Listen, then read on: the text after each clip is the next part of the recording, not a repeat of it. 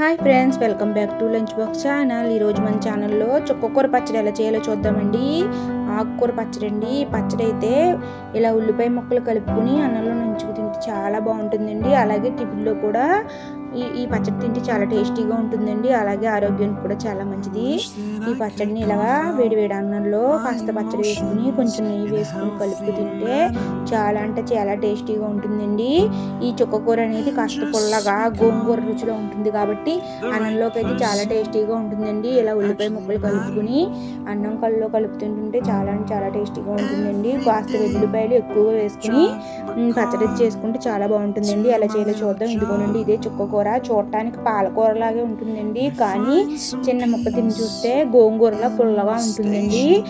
నేను తీసుకున్న ఈ కట్ట అయితే ఈ రోజు కొంచెం ముదురాకు వలన మగ్గలేదండి, మిక్సీ చేయవలసి వచ్చింది. అదే మామూలుగా అయితే బాండీలో కాస్త ఆయిల్ వేసుకుని ఆకు వేయగానే మెత్తబడిపోయేదండి. ఈసారి ఏంటో కాస్త ముదురుగా ఉన్నట్టుందండి, త్వరగా అయితే మగ్గలేదండి. అందుకని మిక్సీ పట్టాను. ఒక్కోసారి అయితే మూగుట్లో వేయగానే కాసేపటికే మగ్గిపోతుందండి. దాంట్లోనే మనం కాస్త పచ్చికారం కలుపుకుని తాలింపు అయితే పెట్టుకుంటే మన పచ్చడి అయితే రెడీ అయిపోతుందండి.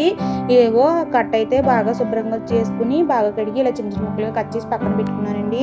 తర్వాత అయితే బాండీ పెట్టుకుని అందులో 2 స్పూన్ల ఆయిల్ అయితే వేసుకుని ఈ చుక్కకూర అయితే వేసి మూత పెట్టి బాగా మగ్గించుకోవాలండి. 2 నుంచి 3 నిమిషాల్లో అయితే ఆకుకూర అయితే మగ్గిపోతుందండి. ఈరోజు మగ్గలేదని నేనైతే మిక్సీ పట్టానండి. ఒక్కోసారి అయితే మామూలుగా నేను మిక్సీ పట్టన అవసరం లేకుండానే ఇలా బాండీలో వేయగానే 2 మినిట్స్కే బాగా మగ్గిపోయేదండి. ఈ చుక్కకూర పచ్చడి అయితే ఆరోగ్యానికి చాలా మంచిది, అలాగే టేస్ట్ కూడా చాలా బాగుంటుందండి. ఒకసారి మీరు కూడా ట్రై చేసి ఎలా వచ్చిందో కామెంట్ చేసి చెప్పండి ఫ్రెండ్స్. ప్లీజ్ ఫ్రెండ్స్ షేర్ చేయండి ఫ్రెండ్స్, లైక్ చేయండి ఫ్రెండ్స్, సబ్స్క్రైబ్ చేసుకోండి ఫ్రెండ్స్. పక్కనున్న బెల్ ఐకాన్ అయితే ప్రెస్ చేసి సబ్స్క్రైబ్ అయితే చేసుకోండి ఫ్రెండ్స్. ఇలాగ మగ్గిపోయిన తర్వాత 1 స్పూన్ ఉప్పు అయితే పట్టిందండి. మీ రుచికి సరిపడా ఉప్పు అయితే వేసుకోండి. మనం మిక్సీ పట్టేటప్పుడు టేస్ట్ అయితే చూసుకుంటే ఉప్పు ఎంత పడుతుందో తెలిసిపోతుందండి. బాగా మగ్గిన తర్వాత కాస్త చల్లారాక మిక్సీ అయితే పట్టానండి. కొంచెం చింతపండు అయితే వేసానండి, చాలా కొద్దిగా. ఇదైతే సరిపోతుందండి. చెప్పాను కదండి, చుక్కకూర అనేది గోంగూర లాగా పుల్లగానే ఉంటుందండి. ఇలా చింతపండు కూడా వేసి బాగా గ్రైండ్ చేసిన తర్వాత ఇందులో పచ్చికారం అయితే వేసుకోవాలండి. ఇలాగా 3/4 కప్పు కారం అయితే వేసానండి నేనైతే. ఆ పుల్లదనానికి ఈ కారానికి అయితే బాగా సెట్ అవుతుందండి. మీరు కూడా కట్టను బట్టి చూసి కారం అయితే వేసుకోండి. నేను చూపించాను కదండి, ఆ కట్టకైతే ఇలా 3/4 గ్లాస్ అయితే కారం అయితే పట్టిందండి. ఇలా కారం కూడా వేసిన తర్వాత బాగా మిక్సీ పట్టి తర్వాత దీన్ని అయితే మనం తాలింపు అయితే వేసుకోవాలండి. వేరుశనగ నూనెతో అయితే చేసుకోండి పచ్చడి, చాలా అంటే చాలా టేస్టీగా ఉంటుంది.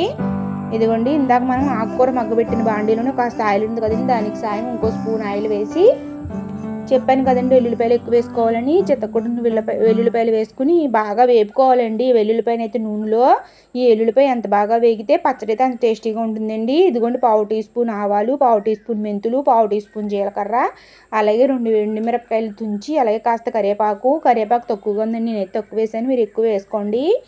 ఇగో కరివేపాకు కూడా వేసిన తర్వాత బాగా ఈ తాలింపుని అయితే వేపుకుని మనం ఇందాక గ్రైండ్ చేసి పెట్టుకున్న పచ్చడి అయితే ఉంది కండి, అది ఇందులో వేసేసి 2 మినిట్స్ వేయించుకుంటే మన పచ్చడి అయితే రెడీ ఫ్రెండ్స్. ఈ పచ్చడి అయితే మీకు నచ్చిందని అనుకుంటున్నాను. Bye friends, please like share subscribe. Bye friends. పచ్చడి వేసాక 1 మినిట్ పాటు ఇలా వేయించుకుని బాగా చల్లారాక ఎయిర్ బాక్స్లో తీసుకుంటే బయట పెట్టినా సరే వారం రోజులు నిల్వ ఉంటుందండి. ఇదిగోండి, ఇలా సర్వ్ చేసుకుంటే బాయ్ ఫ్రెండ్స్.